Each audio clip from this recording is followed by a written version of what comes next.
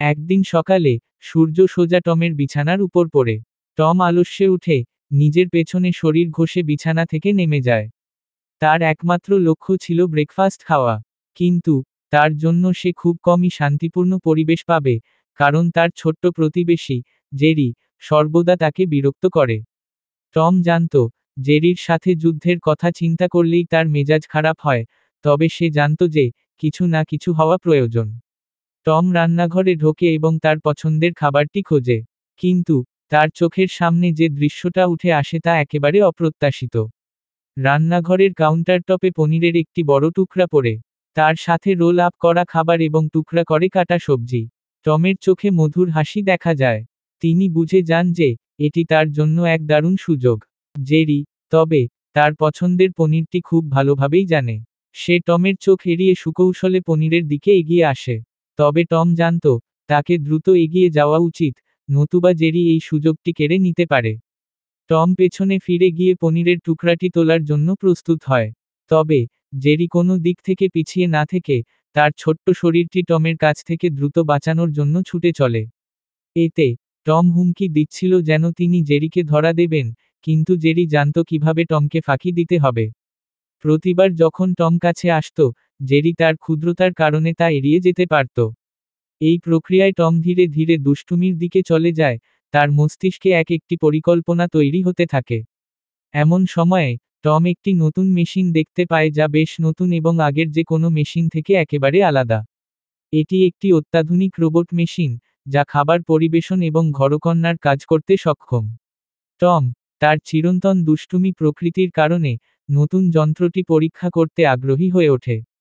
সে বুঝতে পারে, যদি সে এই রোবটের সাহায্যে জেরিকে ধরে ফেলতে পারে, তবে তা অনেক সহজ হবে। তবে এখানে সমস্যা ছিল।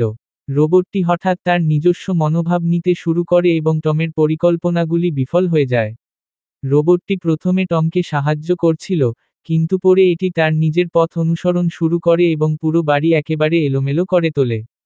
টম হতাশ হয়ে পড়ে এবং জেরির অবস্থান জানতে সে মেশিনটির সাহায্য নিতে চায়। এরপর একটি মজাদার পরিস্থিতি তৈরি হয়, যেখানে টম এবং জেরি উভয়ই এই রোবট মেশিনের বিরুদ্ধে যুদ্ধ করতে থাকে। তাদের মাঝে এক ধরনের অদ্ভুত সহমর্মিতা সৃষ্টি হয়, কারণ উভয়েরই লক্ষ্য ছিল একই, সেই বিশৃঙ্খলা দূর করা যা রোবট তৈরি করেছে। এভাবেই একে অপরের বিরুদ্ধে যুদ্ধ করতে করতে তারা শেষ পর্যন্ত একে অপরকে সাহায্য করতে শিখে যায়।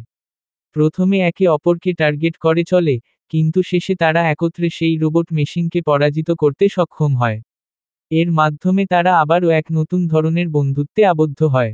এই গল্পটি দেখায় যে দুইজনের মধ্যে সর্বদা শত্রুতা থাকতে পারে, কিন্তু মাঝে মাঝে তাদের মধ্যে সহযোগিতা এবং সমঝোতার মাধ্যমে অনেক বড় সমস্যা সমাধান করা সম্ভব। টম এবং জেরি, বন্ধুত্বের নতুন শুরু। এই নতুন মিশনটির পরে টম এবং জেরির সম্পর্ক একটু বদলে যায়।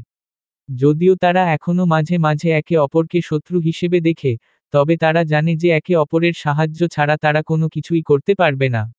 টম যে বাড়ির ভিতর তার নিজস্ব জগৎ তৈরি করে রেখেছে, সেখানে সে বুঝে যায় যে তার লড়াই শুধু নিজের জন্য নয়, বরং সবার জন্য হতে পারে।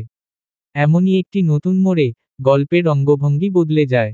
একে অপরকে মারধর না করে তারা একে অপরের প্রতি শ্রদ্ধা জানাতে শুরু করে। তারা আবার সেই বাড়িতে শান্তি ফিরে আনতে সক্ষম হয়। এই গল্পটি প্রমাণ করে যে কখনো কখনো লড়াই এবং বিপদ আমাদের একে অপরের কাছে পৌঁছানোর একটি সুযোগ দেয়, এবং এটা শুধু হাস্যকর মুহূর্তগুলির মাধ্যমে নয়, বরং কিছু মৌলিক জীবনের পাঠের মাধ্যমেও ঘটে।